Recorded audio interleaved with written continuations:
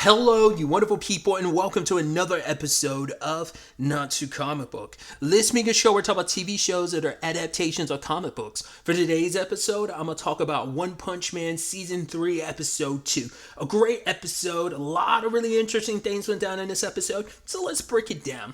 Well, first and foremost, we learned something interesting in this episode, that there is a section of humans, a group that's kind of growing and following, that basically worships monsters. In fact, they believe the only way humanity will survive and not be extinct is if they side with monsters, because they feel like the hero association is failing more and more. There are heroes that are losing every day. The monsters are growing stronger and kind of making their presence known. And now, like, those people have kind of given up hope, and now they believe, well, their hope is now turned so rapidly into despair. They're siding with the monsters, even saying like, right, we should sacrifice a couple humans and basically stretch it out so long that like we can keep giving them enough humans without it being a thing of monsters just going in,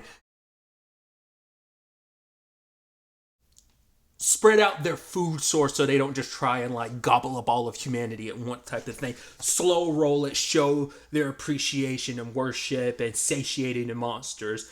And it's like, yeah, that's kind of twisted, but it also kind of makes sense in the world where it's just like people are so afraid that even the most rational thing would never cross your mind, but like you give into your fear and think this is the only way. And to the point, a guy that was like, hey, you guys be quiet, like one guy was like, I'd rather die than side with the monsters. And they're like, okay, bet you'll be the first one to offer up a sacrifice. But then Garo walks by and knocks those guys out. And for him, he finds it so disturbing that like humanity would do that, because this episode kind of dives into Garo's like complicated nature with because he has his ideas of what it means to be a monster, even though I've said and reiterated time and time again last season that he did so many things that were not monstrous, but it's like, yeah, he's trying to be one, because the monsters would try and kill the heroes that they're going against. All Garo's ever done is defeated him. He's never gone out of his way to kill him. It's always just about beating them is enough. Like for him, it's like because his belief in what it means to be a monster, and that's what he's kind of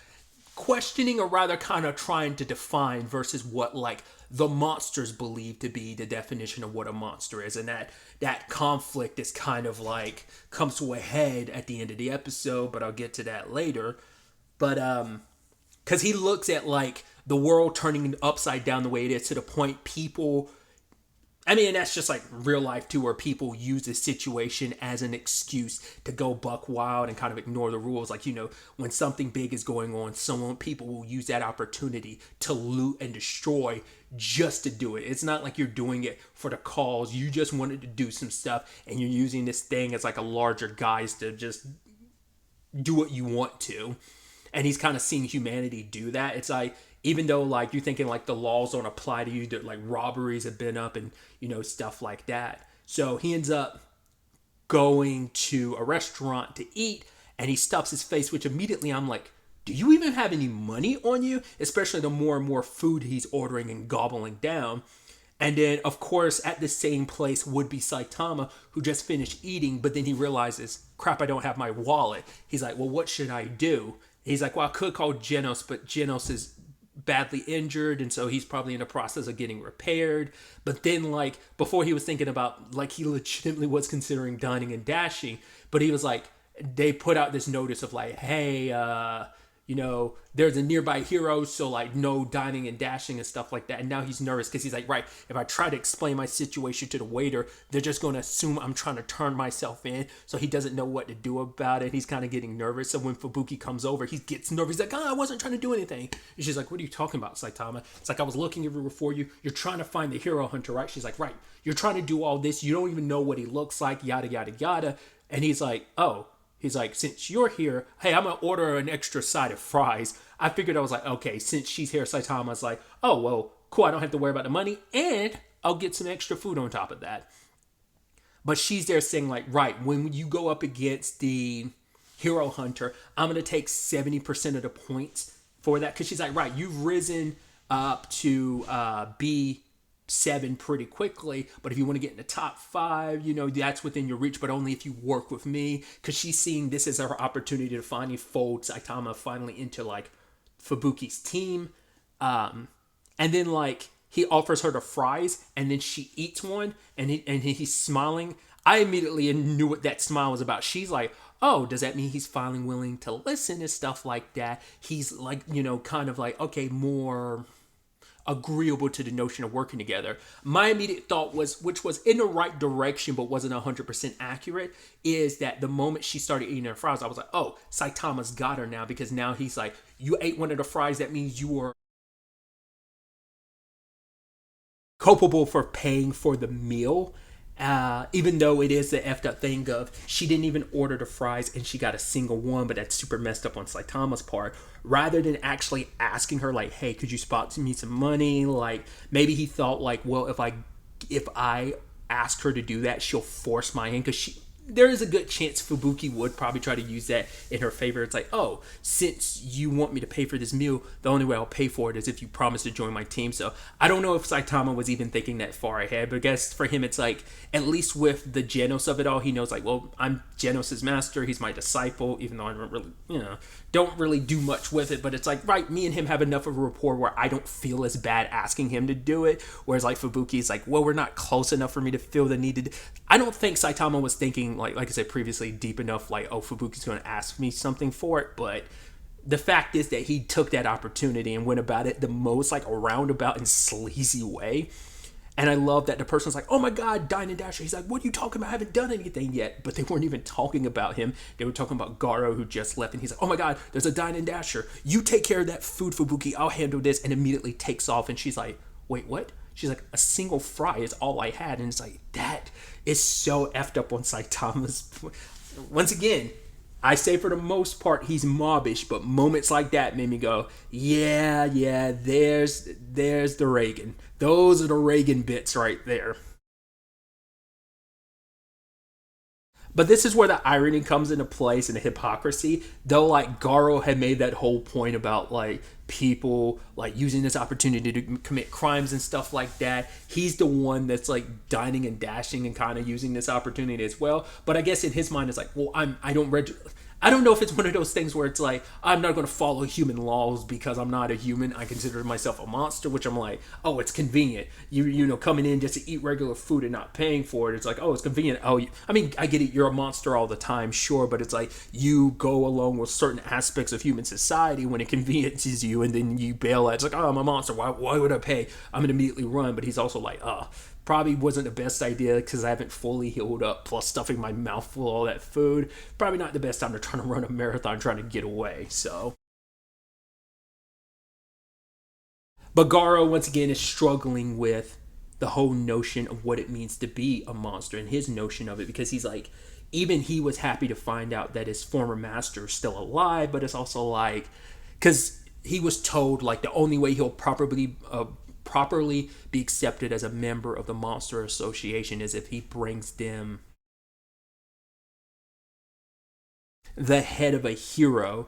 Once again, even though he's fought heroes plenty of time, he's never killed anyone because that's never been a part of why he does all this, because he believes monsters should strike fear into people. Not necessarily like you have to kill them, but like have such an overwhelming presence and defeat their heroes and scare them in that fear and rule over them in that regard. But like you don't have to like go through the trouble of killing them. It's kind of like Garo's perspective of it. So either way, he ends up coming across Torero, who the little kid. Once again, time frame and stuff like that, because Torero's like, oh yeah, I'm sorry about like me running away from you like earlier today. I'm like, oh right. Like I said, it's only been like a couple hours since the events of the season 2 finale. So I mean that all once again anime time. Like I'm sure all of that fight with those heroes took place over the course of like a couple minutes before he ran away, before the whole Genos and then Bong and Bomb and then eventually Saitama and the giant centipede. Like all that probably happened pretty quickly in a matter of like minutes rather than like hours. So it's funny once again when you think about the time frame of stuff. I brought that up in the premiere of like, oh yeah, I'm curious to see what like the time frame of this season is, but we're probably only at the end of, because like they said there's still 2 days remaining, so like depending on how times fly, like they'll only have 1 day left, maybe in the next episode or two, for the monsters deadline. But Garo comes across Tereo, who is being chastised by his quote unquote friends because they're like, "Oh, how'd you get out alive? Are you a monster? Are you a monster? Ha ha ha ha." It's like you were kind of concerned a little bit where you're like, "Oh, is he gonna be okay?" They're like, "Oh, those heroes are there," and then your friend was potentially in danger, and now all of a sudden, like you don't care and you're making fun. It's like, wow, shitty friends. Once again, I'm sure Garo sees a lot of himself in that kid because he was treated exactly the same. And so he tries to help the kid, but it's also like, stop crying, it's okay. But he's like, I'm sorry about freaking out. Ran away from me because he's like, yeah, that situation with the heroes wasn't what I thought it was, right?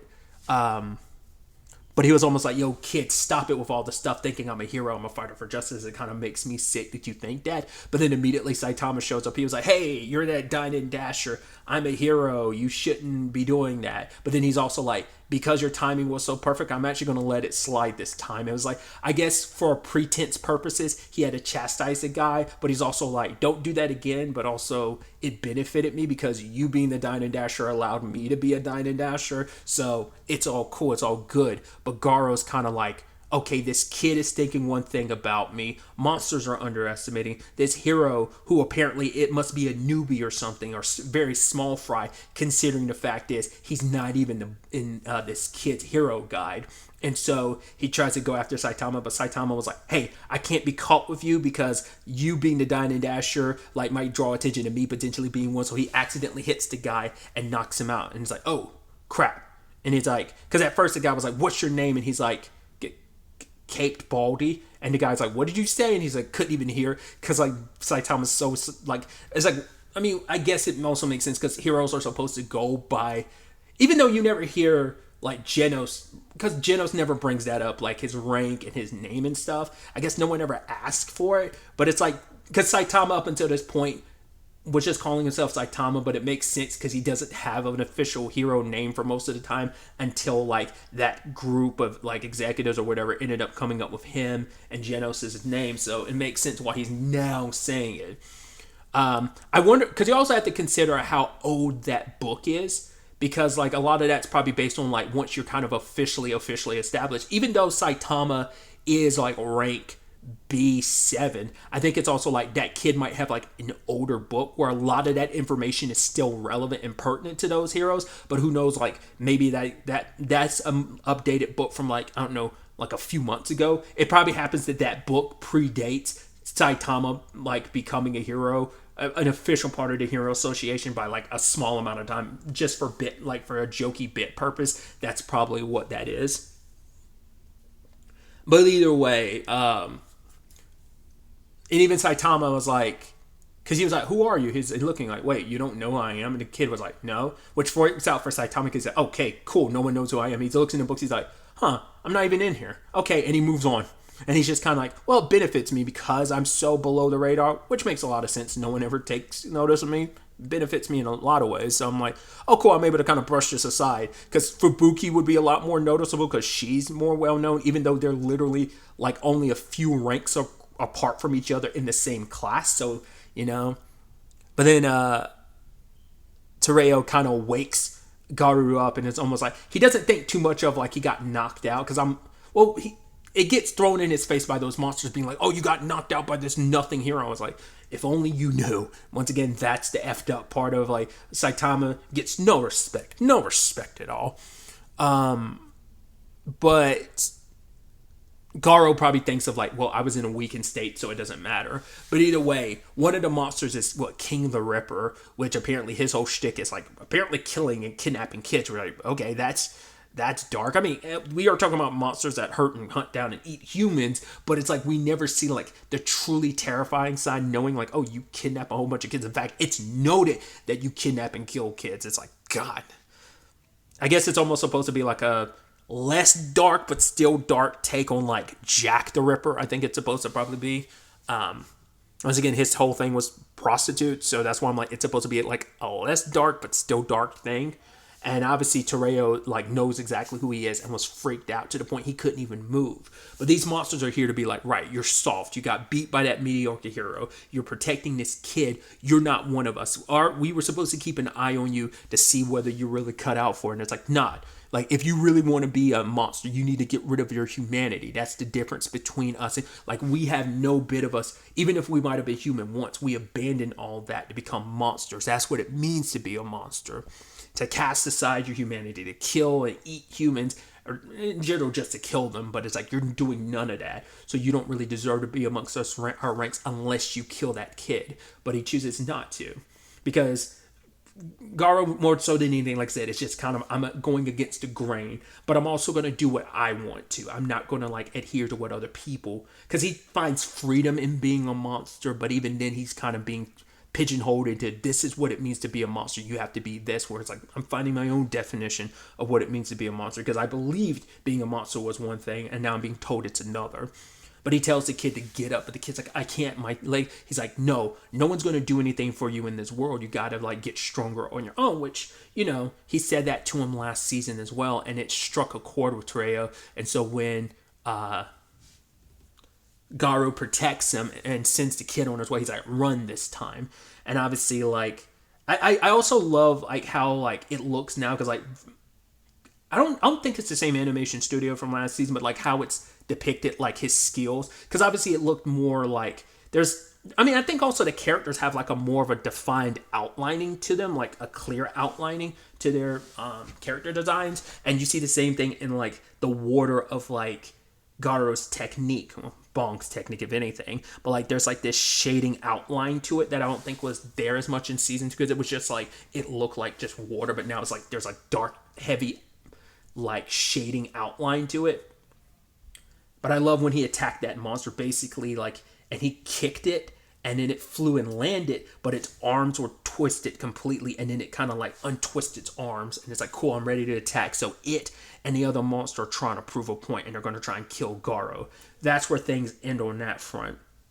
Some other interesting information we learned this episode is Gyoro and Phoenix Man are talking, and it's like, why would you send King the Ripper? Like, he's such a savage, he doesn't follow orders. The fact is that even other monsters avoid him because he's so hard to deal with. Why would you send him? And for Gyoro, it's like, all of this is for the purposes of pushing Garu, because he feels like Garu is so indecisive right now. And we also find out the kid's only 18, because he's like, oh, stop calling me old man, I'm only 18. And even Tereo was like, oh, it's like these character designs I'm sure that would bother Saitama too, because once again, Saitama's like 21 or 22. And so I forgot who he was reacting to. Oh yeah, I think it was Tatsumaki. He found out she's only like maybe a year younger than him. Maybe it was some other character he found out was like only like a year. It's like, wait, you're younger than me? How the hell is that possible? He probably have a conniption if he found out that Garo's at least 3 years younger than him, despite the way he looks. Either way, before I went on that diatribe, Gyoro reveals that Orochi, even as powerful as he is, he used to be human. And it's like, oh, and he worked his way up to become like the monster king that he is. In fact, Gyoro is like, I'm the reason why he's like that. So that's why he's taken such an interest in Garu, because he wants to make him the second coming of Orochi. But then he's also like, right, if he ends up failing, it is what it is. But at the end of the day, we'll find another candidate that will fill that role. So this is all for putting him through his paces to really have him rise up to become the monster that Goro believes him to be. So I wonder will we get any backstory on that, like who Orochi used to be, how he got to where he was. Because even that big time fighter from the martial arts tournament, we got a tiny bit of his story of like him, being captured and losing and being and choosing to become a monster. But I mean, that's all we got in his story. I don't know if maybe in the manga or even the webcomic, probably more likely in the manga, there was probably more detail about that might have gotten skipped over in the anime adaptation, or it could just be like, no, that's exactly how it went in the manga as well. So that was an interesting thing to find out, like, because it was interesting that Gyoro seems to be like the like right hand guy, but it's like really this is all his operation. He seems to be like, once again, like making a Stranger Things parallel. I don't remember if it was this or something else I made that parallel with recently. I've been using Stranger Things as a parallel for a lot of stuff recently, so do forgive me. Not remembering the specifics of what shows I made parallels to Stranger Things to. But in this case, I guess Gyoro would end up being the Vecna and Orochi is the mind flayer in all of this. Obviously, the rest of them are the demogorgons and demodogs type of situation. But either way, putting all that aside, so that's interesting to learn, and I'm curious, like I said, will we learn any more about that? And then finally, we have this extra bit in the episode which ties into the post-credit, and that's Zombie Man following like the gorilla, and he's like, oh, like there's a few people, they've got some like stuff like that they're taking with them. He's like, right, I know I'm about to expose all of them, because my initial thought was, oh, he thinks this is purely Monster Association wise, but I'm like, well, it's House of Evolution. But then we find out he has ties to the House of Evolution, and he thinks that, well, he's like, well, they're a group he's been hunting for the past few years, and now with everything that's happened with the monsters recently, he's like, oh, there's got to be an association. In fact, he believes the House of Evolution is kind of backing, if not kind of operating from the shadows of the Monster Association, which, considering everything that the House of Evolution was, it makes the most sense in the world why he would think that, especially with his own personal ties to it. But he ends up going to the place, but it's like, what was it, like the House of Teriyaki or something like that, or Toyaki? It was like a house of, like, it was a name of food. And he's like, I know it's you guys, the House of Evolution. And he pulls out a gun. I'm Zombie Man, or you might know me as like Sample 66. I was like, right, there's your connection to House of Evolution. But then the gorilla's like, oh, actually, the House of Evolution was already destroyed. And he's like, what? Which I'm like, dude, that happened back in early season 1. But I was like, well, to be fair, like, the Hero Association showed up in the aftermath of like the whole thing with Saitama and Genos. And that's where Genos ended up, because of that, he ends up getting his S ranking, S-class position immediately. But I guess they never investigated enough, because once again, they only, from what we saw, only investigated the surface and not below. So who knows if everything there was completely gone, so they didn't think much of it. Maybe they thought it was a 1-2 punch of like, oh, this tower was like, this building was destroyed, so was whatever it was in the basement, just in one fell swoop, not realizing those were two different things. What happened above was all Genos, what happened below was Saitama, but all of it gets allocated to Genos because maybe they think everything that was destroyed was it, you know? So whatever the case may be, what the Hero Association knew and didn't know, maybe that's also why Zombie Man just assumed like, oh, they might have relocated, that the House of Evolution has still been alive and well, not knowing that Genos like disbanded everything after the Saitama situation. After the Saitama situation. So they haven't existed for a while. But to be fair, in the grand scheme of things, we don't know how much time has really passed, considering like how time works and the time frame of these stories. It's probably only been like maybe a handful of months since season 1. So, and we see that, you know, some of these heroes are so out of the loop with things because they're just doing their own thing. Maybe he's been so busy hunting the House of Evolution, he never found out that the House of Evolution is gone. But that's why you haven't been able to find anything more recently. But it's also because the Hero Association themselves kind of didn't properly investigate to find out everything that happened. They assumed things happened this way through their investigation, and he left it at that. So that was an entertaining bit. And the guy is like, the gorilla is inviting him in so they can finally talk everything out. Zombie Man had made this point of like, oh, you guys are moving all around, because he figured that's how the House of Evolution has kind of survived. But I'm wondering, are they more so like maybe like a very niche pop-up shop, and maybe every place they're popping up are different? Either that's like different people connected. Well, he's assuming everyone that's together is from the House of Evolution, but there was Home Dude from season 1 that I can't remember his name. He's the guy, wasn't it like Hammerhead or Hammer or something like that? The guy that quit being a villain after the run-in with like Sonic and Saitama that made him go like, I think it was specifically Saitama that he was like, hey, I'm giving up. And we see him from time to time just trying to live an ordinary life. Because we saw him the last time we saw like Dr. Genos and the gorilla. That might have been season 1, I believe. We saw him for a tiny bit. So it could be a situation of they're all living together. Some former villains are living together, trying to have ordinary lives. So it could be people who are living together in one place, working at different spots. Or it could just be them having multiple storefronts, like I said, being a pop-up place here and there, making it very niche, and it becomes a part of like their business plan. I don't know. Because he made it sound like they move around a lot. So it could just be different people, or it is part of their business plan just to be a little pop-up shop. Whatever the case may be, I'm curious to actually get back to that bit to find out where the hell that storyline ends up going. because there's going to be probably some hilarity involved in that. It even says to be continued at the end. That could just be the nature of the show in general, but it could also just be specifically that storyline, which I'm interested to see where all things related to One Punch Man continue to take us going forward. But really, that's all I wanted to talk about. So the next time we meet, be happy, be safe, live life to the fullest, and enjoy it. Good day and goodbye.